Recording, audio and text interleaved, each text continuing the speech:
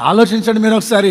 ప్రత్యక్షత లేకుండా, విషయాలు తెలుసుకోకుండా, దేవునిని గూర్చిన మర్మములు మీకు తెలుసుకోకుండా అసలు నీ దేవుని నువ్వు ఏమని ఆరాధిస్తున్నావు? ఇక్కడ ఏం పాడితే అదే పాడుతున్నావా?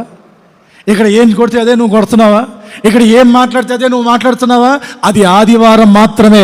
మరి సోమవారం నుండి శుక్రవారం వరకు నీ దేవుని నువ్వు ఎలా ఆరాధిస్తున్నావు?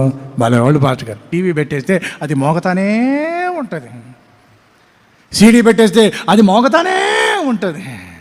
మరి నువ్వేం చేస్తుంటావు అమ్మా అంటే వాళ్ళండి పాస్టర్ గారు. సరే అల్లెళ్ళు చెప్పండి గట్టిగా. మిమ్మల్ని తిడుతున్నావు అనుకుంటున్నారేమో, కానే కాదు, పొగుడుతున్నాను మిమ్మల్ని. దయచేసి తిడుతున్నాను అనుకున్న వాళ్ళు నన్ను క్షమించండి. మిమ్మల్ని తిట్టట్లేదమ్మా, పొగుడుతున్నాను మిమ్మల్ని. మీలో కూడా చాలామంది ఉద్యోగాలు చేసేవాళ్ళు ఉన్నారు, వీళ్ళలో కూడా చాలామంది ఉద్యోగాలు చేసేవాళ్ళు ఉన్నారు.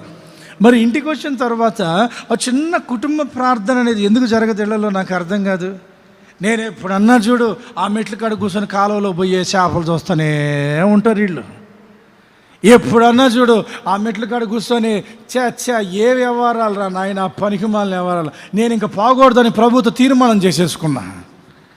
ఎప్పుడన్నా చూడు ఇంతేనా, ఇంకా వేరేది ఏం లేదా? ప్రభువుని గురించి ఇంకొంచెం తెలుసుకుందామనే ఆశ లేదా?